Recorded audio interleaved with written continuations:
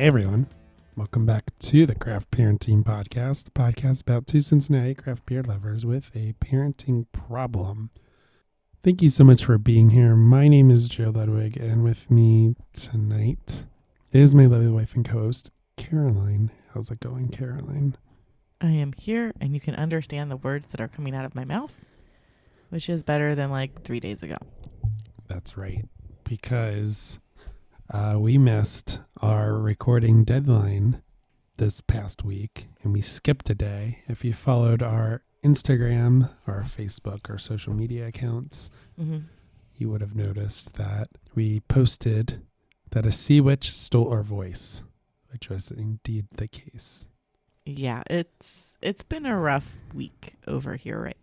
But we've made it through what's hopefully the worst of it. And now I get to sleep for like 12 hours, hopefully. Yeah, a certain preschooler brought something home and knocked all of us out. I mean, we did mildly ask for this by sending her to preschool. But I'd rather her miss a week of preschool than a week of school. So I will deal with it. So we are playing catch up. We were supposed to record like 4 episodes over the last week, 2 of which with guests. That we have to reschedule. Yes. We had some awesome shows planned, but instead you get this. Yeah. No, which is still pretty awesome. We didn't have anything planned for this week. Shh. But we do have something planned. It is relevant to our situation from this past week. Mm-hmm. We are going to talk about what to do when the adults get sick, because we talked about in a previous blog post, we talked about when the kids get sick, you know, what things they need and what to do. But as parents, I thought it would be relevant to talk about what to do when the parents get sick. Yep, I can get behind that. It'll be a fun conversation. So let us go ahead and dive in and get started. All right, but before we do that, we have adult beverages in front of us because we are at least partially a craft beer podcast. So, Caroline, what are you drinking? I'm like 95% sure that I'm drinking our homebrew Schwartz beer. I have put it upon myself to drink a lot of homebrew this weekend because we found some homebrew in the basement that we had forgotten about. I did not forget about it. That I had forgotten about. Joe popped one of the bottles in the sink to see if it was okay. And yes, they are still fully carbonated because it went splode all over our laundry room. On the ceiling, on the walls. On Joe. A lot on me. It was pretty funny for me. And it's still good. It's still holding up. So I'm trying to drink through our homebrew so we have less beer in the house. But we still have a lot of beer in the house, so good luck to me for that one. We have a beer event calendar coming in like 2 weeks. Oh, yeah, we really need to clean out some space. I forgot about that. Speaking of cleaning out the fridge, I grabbed a Breaktoberfest, which is a traditional Marzen-style lager. That's a good one. It's 5.7% ABV, and it's in a can. It is very, very tasty. Mm-hmm. So oldie but goodie. I believe we've had this one before on the show. We had it on our Oktoberfest beers episode, where we drank a lot of Oktoberfest beers. Yes. We've had it on a previous show too. Mm-hmm. Previous Oktoberfest show. So that is what we are drinking.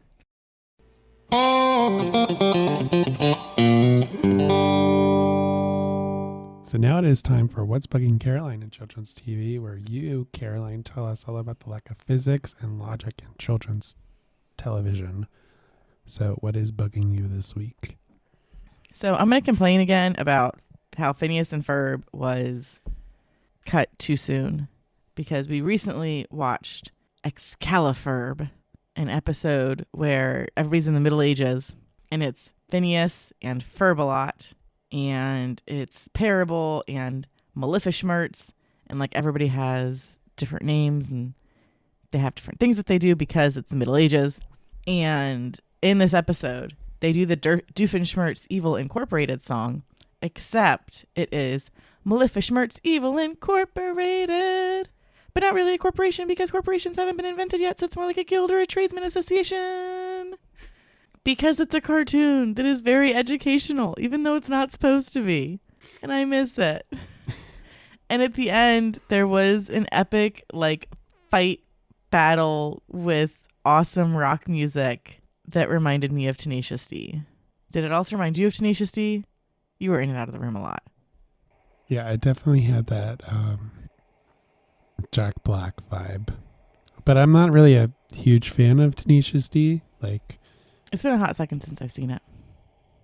Oh, they're a legit band. I know they're a legit band, but there's also a movie. Did you know there was a movie? I vaguely recall a movie, but I don't really listen to their music.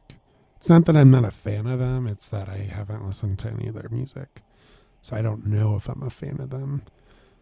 But based on Jack Black and his style of singing, I've seen School of Rock, and I know his singing style. Which I guess is similar, but probably not. So I don't know. The song is Epic Monster Battle. And it very much gives me like those kind of vibes. Or like the devil went down to Georgia, like fighting for your life in a singing competition with the devil or whatever. But it's somebody singing about two people fighting. Does that make sense? It was pretty cool.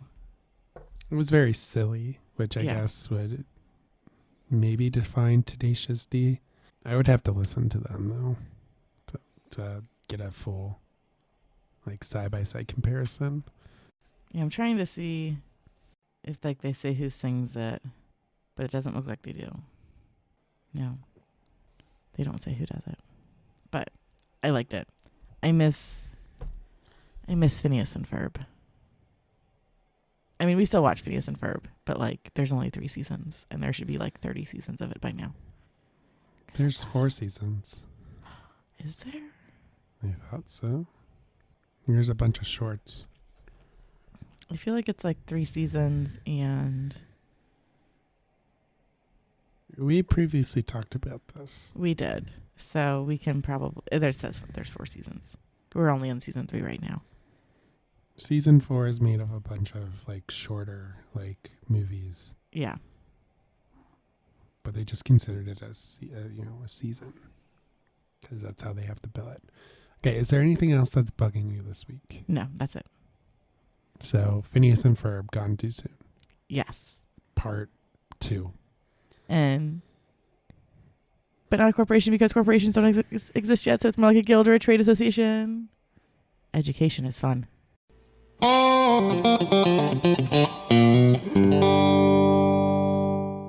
everyone, Joe Ludwig here with the one and only Caroline. Hey! Before we get to the main topic of today's episode, we wanted to pause briefly and tell you about how you can support the show. So if you enjoy listening to the podcast and reading our blog posts every week, then you now have the opportunity to support the show through Buy Me a Coffee. Here's what you need to know. It's super easy to do. You don't have to set up an account to contribute. You have options. Send us a one-time donation or sign up as a member to contribute on a monthly or yearly basis. Plus, you can unlock exclusive content. To learn more about how you can support the Craft Parenting Podcast through Buy Me a Coffee, click the link in the show notes. And now, back to the show. All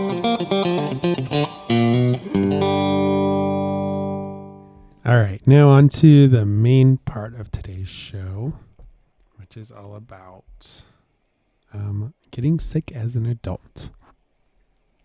Fall is a beautiful time of year in the Midwest. The trees slowly change color from green to yellow to red to brown, and then they fall down because in the fall, Leaf fall down. And then around mid-October, we get that first frost, and everything dies. And the weather doesn't know what it wants to do. During the day, it's warm, and at night, it's really cold. Sometimes there's a 30-degree or more swing between the two.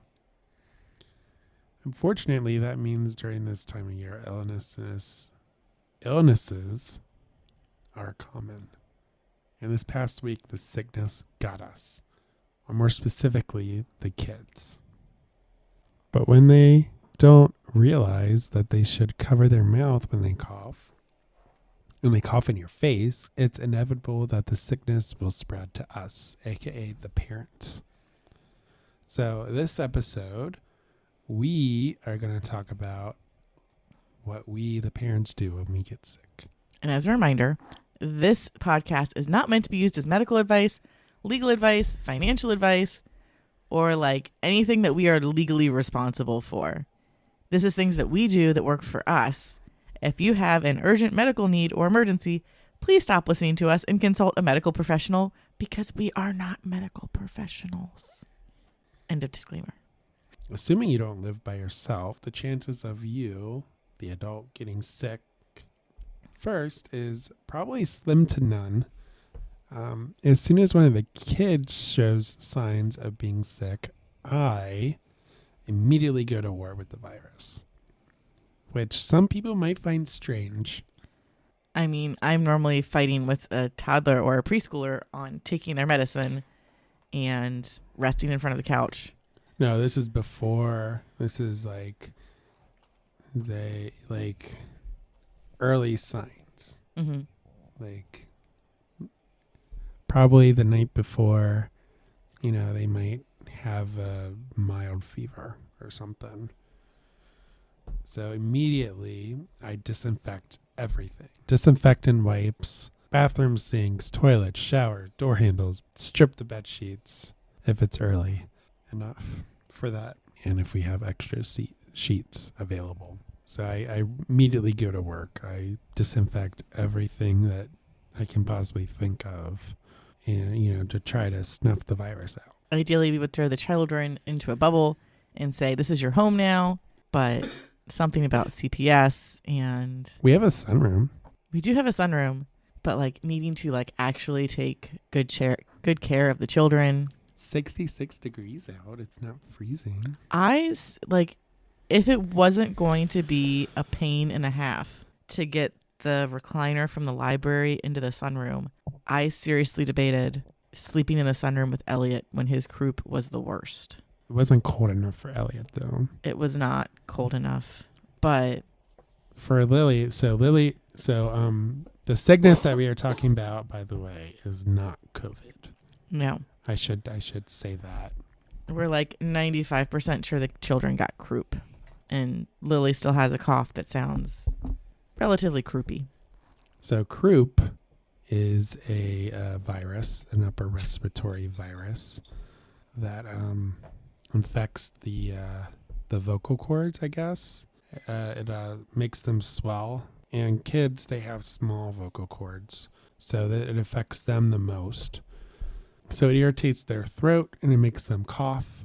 And because their vocal cords are so small, it makes their cough sound like a barking seal.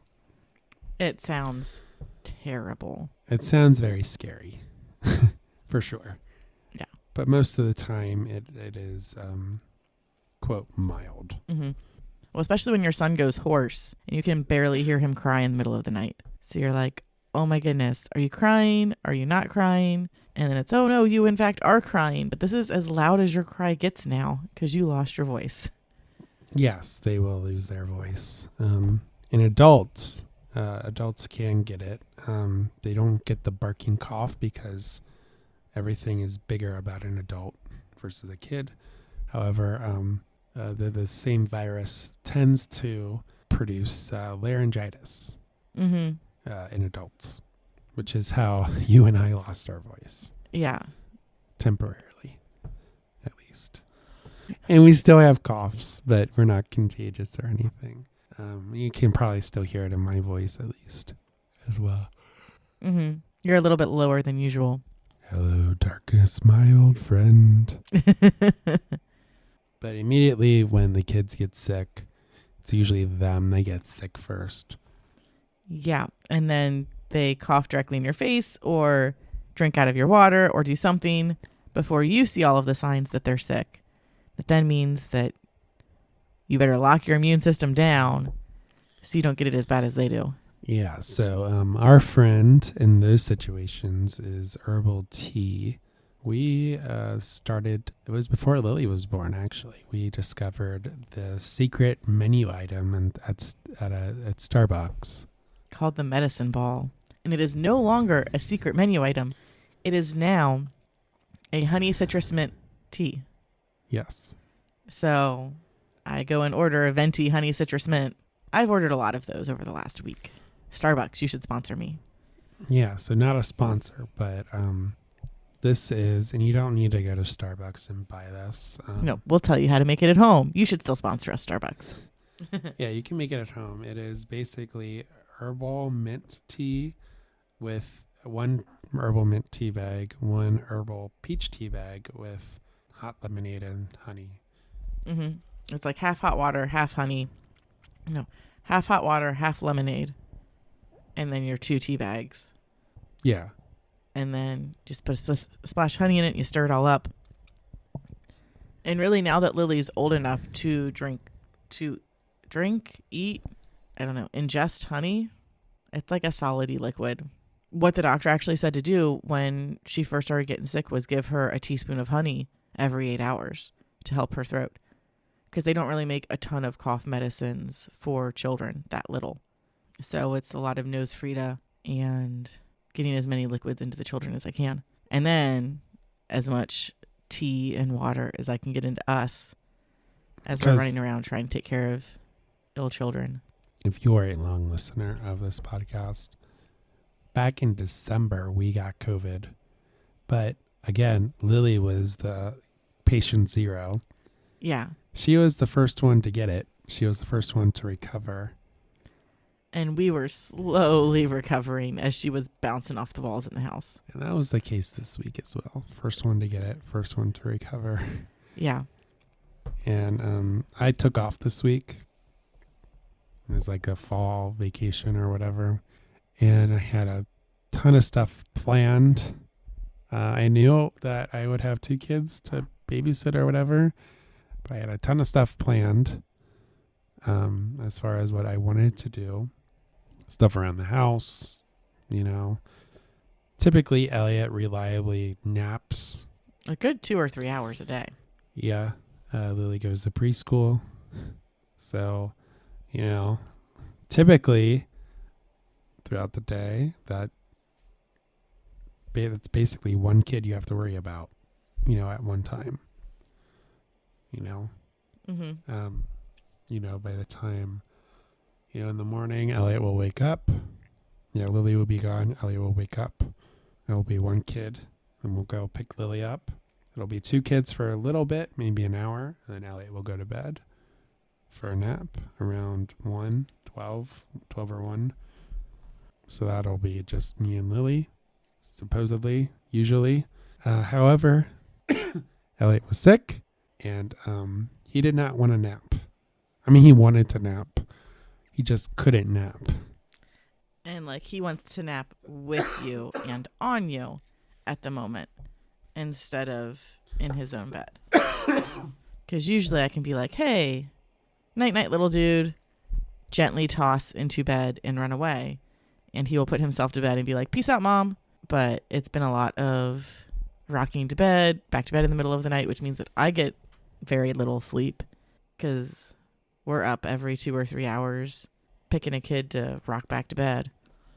Yeah, when they cough, because they have a cough and because they're congested and because we can't give them medicine for that specific symptom, and they don't make it for the kids that young these days. I thought they made cough medicine that young. I don't know. Maybe not. I also didn't like super look the shelves. I mean, back in our day, they had that coating stuff. Oh, yeah, that was good stuff. And I'd be nervous about giving that to the kids. Back in my dad's day, they gave him Jägermeister. Yeah. It'll cure anything. Like if he was like really sick, you know. But so for us, lots of tea. And then when we are able to eat food, because we have been able to break away from the children long enough to actually cook something or order something, our go-tos are grilled cheese and soup. Usually tomato, but when everybody's not feeling good, chicken noodles usually a little bit better. And we now have a pho restaurant that is near our house, and that is our newest go-to when we're all sick. It's let us pick up some pho from down the street. And what is pho? So pho is a Vietnamese beef broth based soup where it's a choose your own adventure with your meats that you put into it and your veggies that you put in it and sauces. So we like to put in a fair amount of sriracha and jalapenos when we're not feeling well so we can try to spice the illness out of us. They provide the jalapenos. They do. But it's like choose your own adventure as far as how many of them you want to put in and how much of the sauce that you want to put in. And the meat is typically it's like medium rare. Cooked rare. Because then it cooks fully in the soup. And for the first time, Lily actually got to have some because she refused to nap while we were eating our pho. And so we portioned some off for her before we super spiced it up. And she was a huge fan. She just had the noodles, though. She mostly ate the noodles, but when she did eat the broth, she was a big fan of it. So we've got a fancy pants little girl on our hands. Well, she was using chopsticks, too. Yes. Mommy was using chopsticks to eat her noodles and veggies. So Lily wanted to use chopsticks to eat her noodles. And she ate some noodles with her chopsticks, just not the way you typically use chopsticks, but she's also 3, so we'll get there. She was doing better than me, at least. I did not say that, but I don't really use chopsticks, though, so there you go. Mm-hmm. So the next thing is hot showers and humidifiers. Yeah, so we at some point we had 2 humidifiers, but one of them I did not feel like cleaning anymore because I cleaned it and 24 hours later I needed to clean it again. So it wasn't worth my time. So we were down to 1 humidifier, which was a problem when there were 4 First world problems, yes. When there were 4 very sick people in the house. So I managed to break away for about an hour to do a Target and Bath and Body Works run. I picked up a bunch of soap because we needed more soap to make sure all of our hands could be clean and still be kind of soft. And bought 2 humidifiers, a bunch of Baby Vicks. I think you specifically said buy a lot of Baby Vicks. I bought 3. What's the difference between Baby Vicks and Vicks? Are we getting duped? I don't think that it's as intense, which is better for them because their skin is very sensitive. Because you rub it on the skin, Yeah, you rub it on their skin and they can potentially ingest it, so you don't want the like super strong stuff that we use. Because is this like an old wives' tale? Because I remember doing this for Lily. I heard, I don't know where I heard it. Probably from me, and I heard it from someone, I think multiple someones at work. You put it on their feet? Yeah, so someone told me that. Like I wasn't feeling well and they said rub Vicks on your feet and then put socks on. And the first time I did that, it worked like a champ. Every time after that, not so much. So I don't know how much of that was the placebo effect and how much of it was actual science. So do humans absorb stuff? Like if we rub stuff on our skin, does it go into our bloodstream? Yes. It does? Yeah.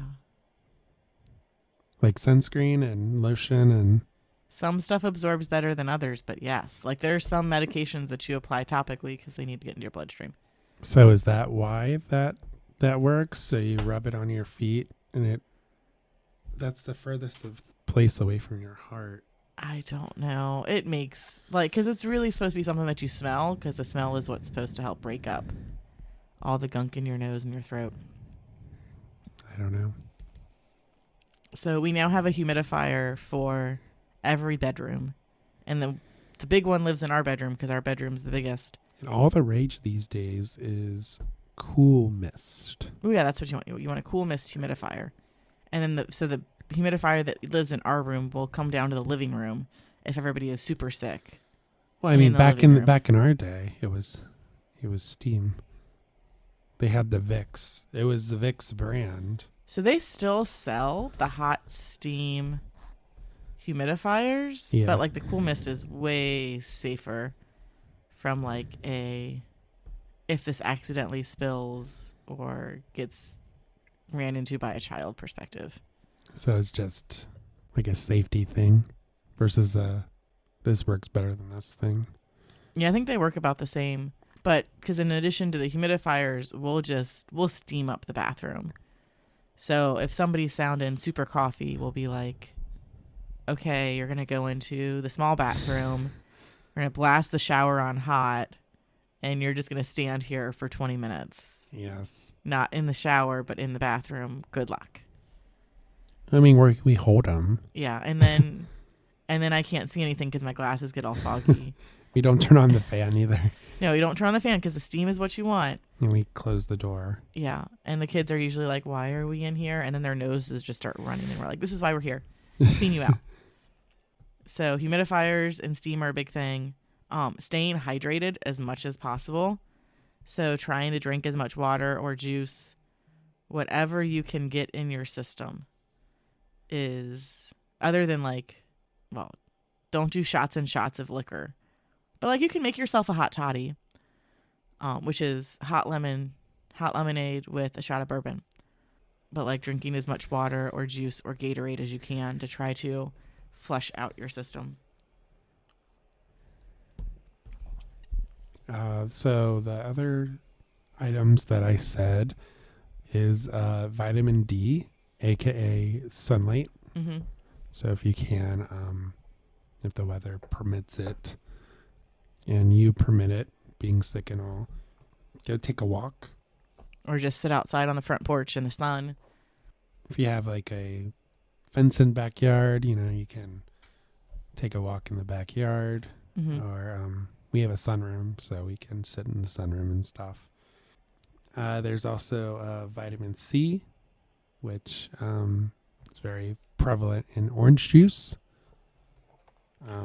Well, and like in the vitamin C realm as well, they have like Emergency and like all of these over the counter, like, oh, you're starting to feel sick.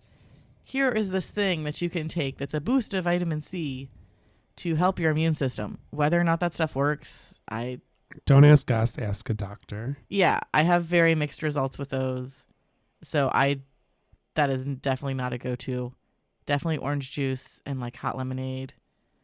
Stuff that will like help your throat versus this, oh, hey, I found this thing in the pharmacy aisle. Yeah, definitely do not ask us about like buying supplements or any of that. Mm-hmm. No, we do not provide medical advice. And then the final thing on the list is sleep.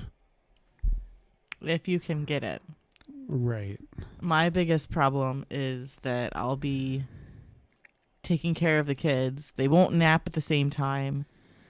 So I'll attempt to nap in like the half hour when both of them are napping. And right before I fall asleep, one of them wakes up and then is very active. And I'm like, there went my nap time. I'll be like, okay, I'm going to go to bed as soon as the last one of them goes to bed. And then an hour and a half later, one of them is up. Okay, Bob, let's go back to bed. Sing some songs. Half an hour later, he's sleeping again. I go back to bed. 2 hours later, Lily's up. Okay, let me get you back to bed, girlfriend. Go back to bed. An hour later, Elliot's up again. It's very interrupted sleep.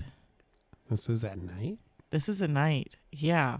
Lily doesn't wake up, does she? When they were sick, yeah. Oh, when they were sick. Yeah. Yeah, but Lily's been better for a while. Lily's been better for a while, but Elliot has... There was one night where I attempted to sleep with him in the armchair. And it worked for about 3 hours until he got way too warm in that armchair. And I slept in the pillow bed. Yeah, Joe slept in the pillow bed on the floor in his bedroom. Because he sounded terrible. His cry was very pathetic and you could barely hear it. Little dude just was not feeling it. Like, we almost went to the... I almost took him to Children's overnight. And I was like, it's not going to make any difference going to Children's overnight and hanging out there in the waiting room for 3 hours with a kid that all he wants to do is sleep when all the lights are on than toughen it out through the night, because he's breathing okay. It's not great, but he's breathing okay. Not enough that I'm super worried about it. I will just sleep with him all night, so I know that he's okay. And his fever was under control, too. Yeah, his fever was under control.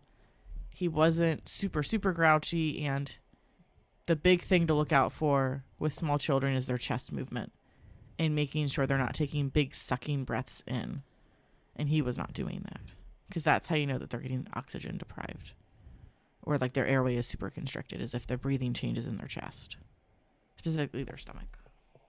And then the next morning we got a doctor's appointment as soon as we could, which I want to say was like, I called them at 6 o'clock in the morning, because I was like, I don't even care. I will talk to the nurse, even though I'm not going to, like, I won't wait for the doctor's office to open. And she's like, well, this doctor has an appointment at 7:30. And it was like 6:15. And I was like, yes, I will take it. I am getting in the shower now. And then I will load up Elliot into the car. But I was also very proud of Lily when I took Lily to the doctor's office, because Lily got sick first and she went to the doctor first.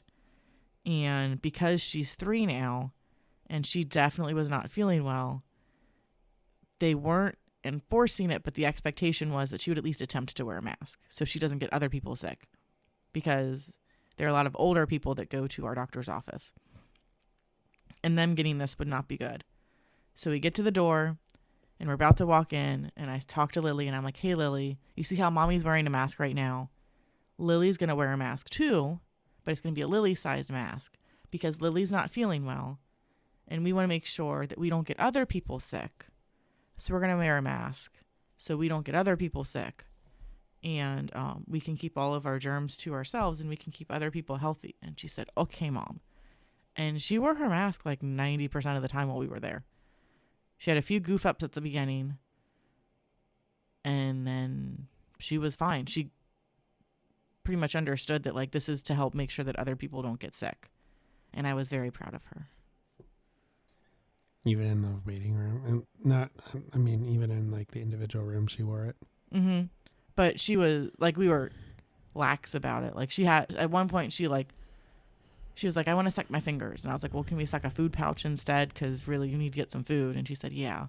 And so she ate a food pouch, and she didn't wear a mask while she ate her food pouch. And like, we would take it down and we would like play tongue games with each other. It's like going, But like when the doctor was in there and when the nurses were in there and when we were in the waiting room, she was really good about keeping it on her face, covering up her mouth and her nose.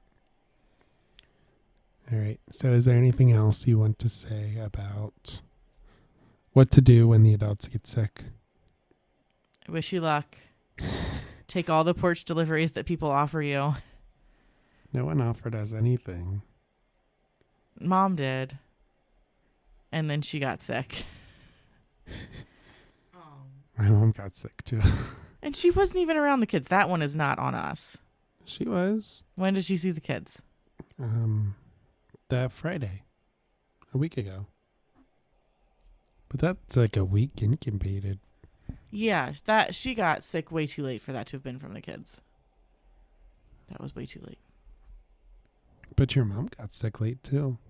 If that was the case. Yeah, I mean, we did not really get her around the kids either. Like, keep people away from the sickness as much as possible so you don't spread it. Because when we figured out that Lily had croup, it was when Elliot was really bad. And I posted on Facebook, I was like, yep, so we've been hit with a sickness really bad. Like, Elliot has croup. I'm going to be sleeping in the recliner with him all night because poor boy can't catch a break. And I'm really worried about him. Within 20 minutes, 3 different friends posted on it saying that they had been to Children's with one of their children in the last 2 weeks because of croup. First time moms though. No, 2 first-time moms and it was I guess it was their oldest, but they got 2 kids. And that Children's told them that croup was the worst that they had seen in almost a decade this year. RSV's hitting kids real bad this year too. If you're sick, stay home. Yeah, the goal with preschool was to get some of this stuff knocked out when Lily was 3 and 4 and Elliot was itty bitty. So when Elliot goes to preschool and when Lily goes to school, we're all taking out a little bit less. But we'll see what happens. Knock on wood. That might be naive. It probably is. I think we'll get knocked out every year in October. And so the bad thing about what happened this week is that we missed Halloween. We did miss Halloween. Lily got to help pass out candy and wish kids a happy Halloween. And she said that she wanted to go trick-or-treating. And I said, honey, you're not feeling very good. We want to share the joy and spread candy, not our germs. So we're going to stay home. Because, like, she was doing mostly better at that point, but, like, she had still popped a fever that day. Elliot definitely was not up for even just getting pushed around a stroller in the neighborhood. So I was like, nope, we're just going to stay in the house. And pro tip, if you want to save half of your Halloween candy, don't sit out on your driveway and hand out candy. Stay in your house, because half the children will pass your house, even though you have blow-ups and your lights are on and your windows are open, like your blinds are open. Like, people will just wander by. Yeah, we have a very big window in the front of our house with blinds. And then on Halloween, we opened them and we had the lights on. Like, I waved at people, like, hi, we're here. Like, we have candy. Like, okay. I mean, but our TV was on. The kids were watching. They were watching Scooby-Doo and Zombie Island. Yeah, some good Halloween stuff. Which is an animated Scooby-Doo movie. Yeah, so we'll have to decide if we're doing these same Halloween costumes that we did not wear at all this year, next year, or if we just now have weird outfits that we can wear whenever. Because they're not like traditional Halloween costumes. It's regular clothes that I repurposed into Halloween. We'll still have to have a picture. We can pretend like it's a Halloween picture. Yeah, we'll have to wait till the grandparents get better, and then we can go trick or treat at their houses. There's something else I wanted to say. All this week when I was home with Lily, you have this wooden circle that says, what does it say? Witch's Brew? Yeah, Witch's Brew. It's a wooden door hanger that I painted. And it's been windy, and it's been knocking, the wind comes and it knocks on the door. Mm-hmm. And every time that happens, Lily rushes to the door and says, trick-or-treater? Yeah. Because she didn't understand that, it's only one night a year that trick-or-treaters come. Yeah, it was really cute. And, like, I was bummed that she missed her Halloween parties at school because they did one on Thursday and one on Friday because the kids aren't all 5 days a week.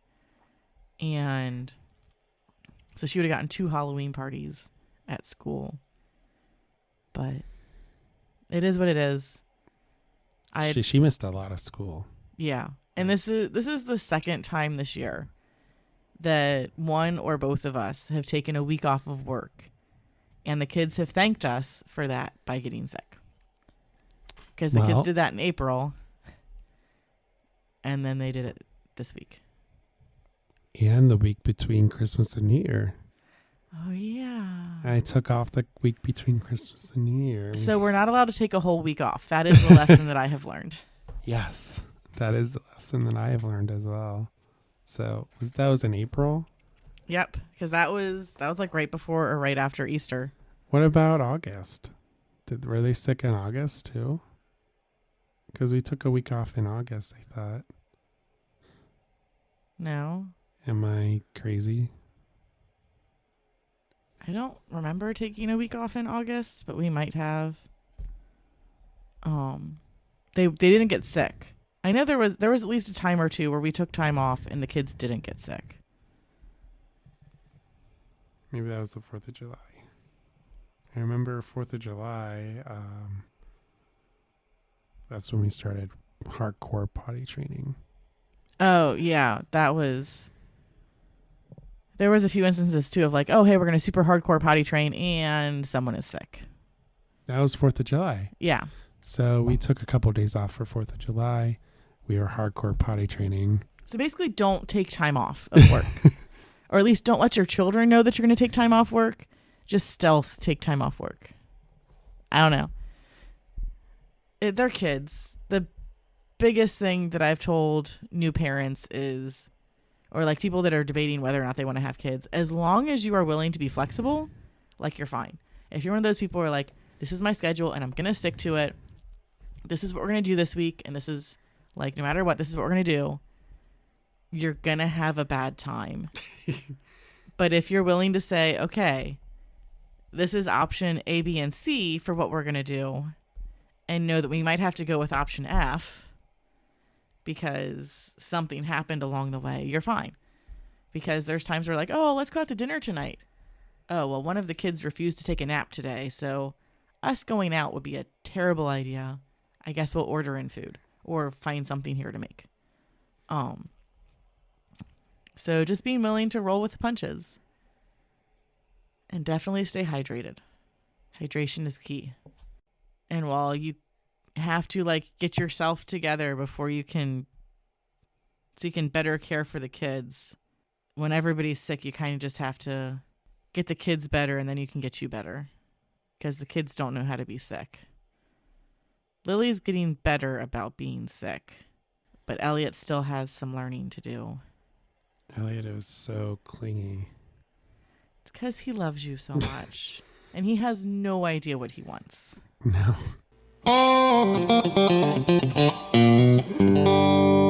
All right. So now it is time for Joe's Dad Joke of the Week. Caroline. Yes.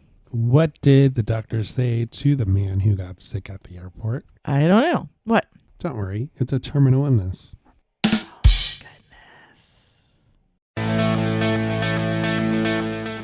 So that does it for this week's show. Thanks so much for listening. Make sure to like, follow, and subscribe to us on social media. We are on Facebook, Instagram, and YouTube. You can follow us on all those platforms at Craft Parenting Podcast. You can also get a hold of us via email, which is craftparentingpodcast@gmail.com. If you like what you hear, please leave us a rating and review on Apple Podcasts or your podcatcher of choice. Make sure to share the show. It's what helps our show grow. If you'd like to send us stuff such as fan mail, craft supplies, sanity, or sleep, I could for sure use some sleep. We have a P.O. box. And all this information is available on our website, which is www.craftparentingpodcast.com. That's where we post show notes, plus blog posts about some of the stuff that doesn't make it into the podcast. And if you want to follow me personally on Instagram, my handle is @craftparentingjoe, and that's where I post pictures of the beer that I drink. And I am at Caroline Creates Crafts on Instagram and Caroline's Creative Crafts on Facebook. You can also support us with Buy Me a Coffee, which we talk about at some point in the middle of the episode. Yes. And that helps support the show. It helps fund new equipment. It helps fund all sorts of different things that we might be able to do in the future. Mm-hmm. So thank you for your support. And with that, I'm Joe. And I'm Caroline. See you next time on the Craft Parenting Podcast. Bye.